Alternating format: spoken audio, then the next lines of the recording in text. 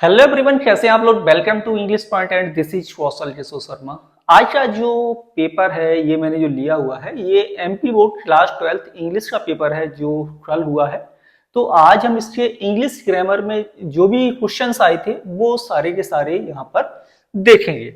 चलिए आप लोग लास्ट में बताना कि कौन कौन से क्वेश्चंस आपको इसमें नए लगे और समझ में आए। तो जो भी डाउट्स हों तो वो कमेंट के माध्यम से आप पूछ सकते हैं। सबसे पहला क्वेश्चन है the table is made would. यहां पर आपको प्रपोजिशन फिल करना है फ्रॉम, ऑफ एंड विद। कौन सा प्रपोजिशन करेक्ट होगा? तो देखो, तो इसके बाद मेक वर्ब है आपकी। मेक वर्ब के बाद आपका ऑफ भी आता है। ऑफ प्रपोजिशन तब आता है जिस चीज से वो बन रही है, लकड़ी से बन रही है और उसकी जो मूल अवस्था है वो टेबल बनी, वो भी लकड़ी की ही बनी। मेक के बाद विद भी आता है। मेक विद इंग्रेडिएंट्स होता है, यानी जब दो या दो से ज्यादा चीजें मिला के कोई चीज बनाई जाती है तो विद प्रपोजिशन का यूज होता है। ठीक है। दूसरा question number 2, would you like to have tea और कॉफी? सम, एनी, मैनी या फिर फ्रॉम। यहां पर ये डिटर्मिनर फिल करना है। कौन सा करेक्ट डिटर्मिनर यूज होगा क्वेश्चन नंबर 2 में।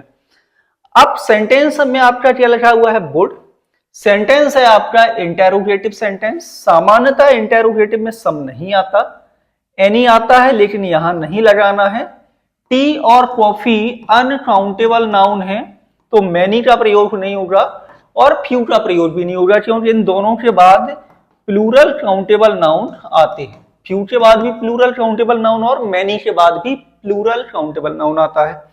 करेक्ट आंसर होगा सम।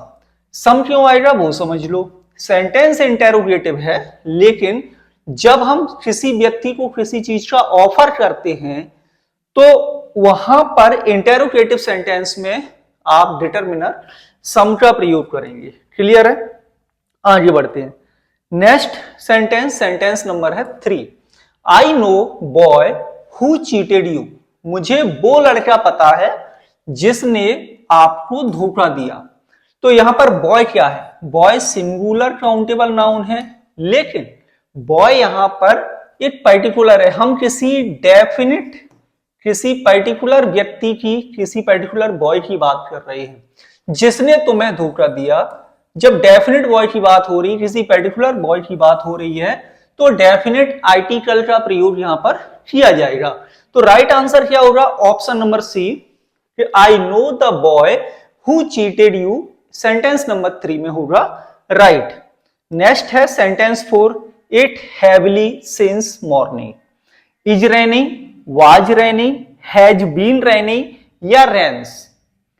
सेंटेंस में सिंस के बाद मॉर्निंग, यानी सिंस के बाद क्या लिखा हुआ है? टाइम, कि बारिश सुबह से शुरू हुई और अभी तक चल रही है यानी कि सुबह से बारिश हो रही है।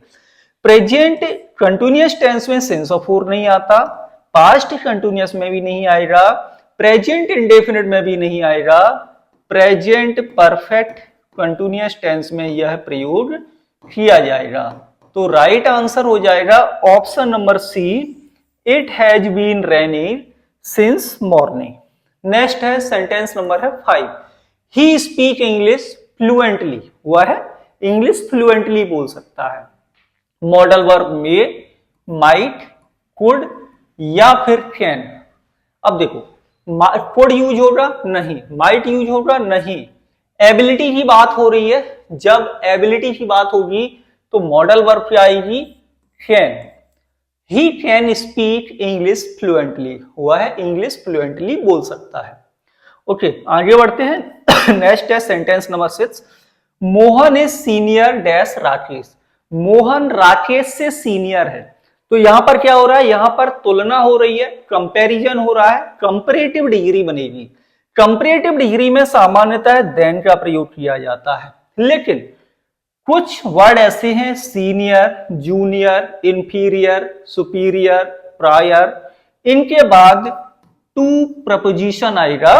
तो Mohan is senior to Rakesh, option C होगा करेक्ट। नेक्स्ट है sentence 7, Sunil works hard. Sunil कठिन मेहनत करता है, he may get good marks. कठिन मेहनत क्यों करता है? ताकि वह अच्छे मार्क्स ले सके। सो, थ्रू, सो दैट या फिर एंड। राइट आंसर क्या होगा? हार्डवर्क करने का पर्पज क्या है? पर्पज है उसका अच्छे मार्क्स को लाना, तो एडवर्ब क्लॉज ऑफ पर्पज हो जाएगा जो बताएगा सो दैट।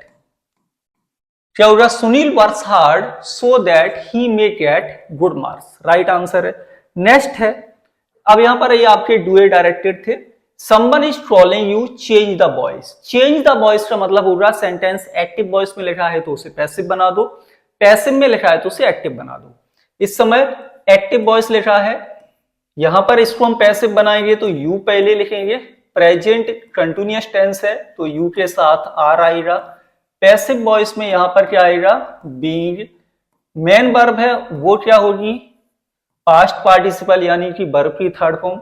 बाय समवन हमें लिखने की जरूरत नहीं है, लिखना चाहे तो आप लिख सकते हैं। तो you are being called, correct voice होगा इसका। Question number 2, he is intelligent, he is hard working. वह इंटेलिजेंट है, वह हार्ड वर्किंग है। सेंटेंस को जोड़ना है बोथ एंड से, ये आपका क्लॉज बनेगा, कंपाउंड सेंटेंस होगा। और यहां पर आपका जो सब्जेक्ट है ही सेम है, इज एक ही आपका प्रोनाउन है। इंटेलिजेंट एंड हार्ड वर्किंग दो एडजेक्टिव यहां पर आ गए, तो हम बोथ एंड इन दोनों एडजेक्टिव्स में प्रयोग करेंगे कि he is both intelligent and hard working. इस तरह से ये आपका एक क्लॉज, कोऑर्डिनेट क्लॉज बन जाएगा। Clear? Sentence 3, physics is more difficult than any other subject. Positive degree में बनाना है। डिग्री तीन तरह की होती है, पॉजिटिव, कंपैरेटिव एंड सुपरलेटिव। और इस समय क्या लिखी है आपकी? कंपैरेटिव लिखी है। जब इसको हम पॉजिटिव डिग्री बनाएंगे तो किससे बनाएंगे? नो अदर, क्या बनाएंगे? नो अदर सब्जेक्ट, कोई भी अन्य subject is as difficult as physics. इस तरह से आप बनाएंगे इसको पॉजिटिव डिग्री में। नेक्स्ट है sentence 4, no sooner does a thief see a policeman than he runs away. जैसे ही एक चोर पुलिस वाले को देखता है वह भाग जाता है। किससे ये चेंज करना है? एज सून एज से। तो जहां पर नो सून है और ये इन्वर्सन है आपका, इसको यहां ले आएंगे। ठीक है, तो क्या हो जाएगा?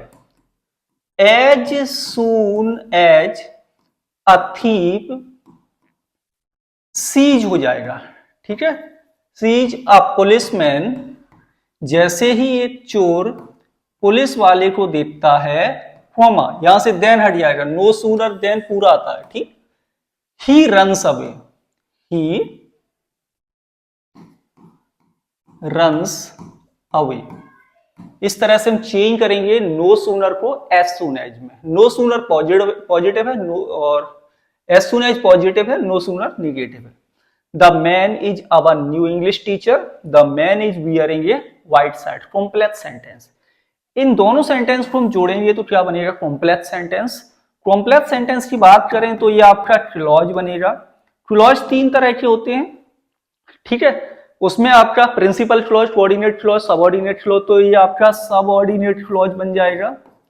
और सबऑर्डिनेट क्लॉज भी तीन तरह के होते हैं, noun clause, adjective clause and adverb clause.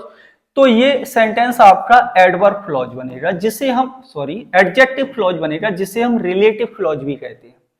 अब यहां देखेंगे द मैन। ठीक है, तो इसे लिखेंगे the man who is wearing a white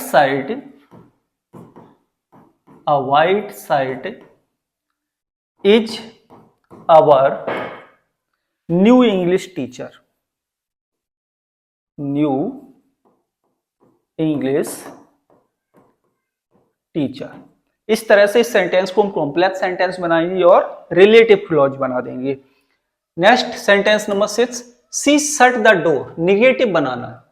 subject है सी, थर्ड पर्सन सिंगुलर लिखा है, वर्ब में एस या एस नहीं है, यानी कि ये वर्ब की सेकंड फॉर्म है, क्योंकि सर्ट के तीनों फॉर्म सेम होते हैं, infinitive, past simple and past participle form. Negative बनाएंगे तो क्या करेंगे, सी, पास्ट इंडेफिनिट है, इसका निगेटिव बनाएंगे तो डिड नॉट, फर्स्ट फॉर्म लिखेंगे तो सर्ट ही रहेगा, और ये हो जाएगा द डोर। तो she did not shut the door, right answer. And last sentence, she is very weak, she can not walk. Sentence को जोड़ना है सो डॉट डॉट दैट से, क्या होगा, सी, वेरी आपका एडवर्ब है, सो एडवर्ब है, रिप्लेस कर देंगे, सी इज सो वीक, दैट लगाएंगे और दूसरा सेंटेंस लिख देंगे, सी कैन नॉट वॉक। एग्जाम में कई बार ये भी आ जाता है, ये पूरा sentence so dot dot that से मिलेगा, इसको रिप्लेस करने के लिए आ जाता है आपको टू डॉट डॉट टू से, तब क्या करना है, सो एडवर्ब है, टू भी आपका एडवर्ब है, तो क्या होगा, तो यहां पर she is too weak, to infinitive लिखेंगे, इसके बाद ये पूरा हट जाएगा यहां तक, ठीक है, टू वॉक। इस तरह से ये आपको सेंटेंस बार बार एग्जाम में मिलते हैं। तो ये हो गए आज की क्लास में एमपी बोर्ड के क्लास 12 का पेपर के इंग्लिश के ग्रामर के क्वेश्चंस। आई होप सारे क्वेश्चंस आपको समझ में आए होंगे। मिलेंगे आपसे अगली क्लास में। Thank you for watching.